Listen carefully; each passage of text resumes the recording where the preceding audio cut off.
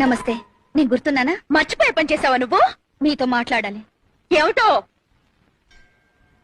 మీ వారిని పెళ్లి చేసుకుందాం అనుకుంటున్నాను. ఓసిని అఘాత్యం కూలా, నీకు నా మొగుడే దొరికాటే, పైగా నా మొగుడిని పెళ్లి చేసుకుంటానని నా దగ్గరే చెప్తావా?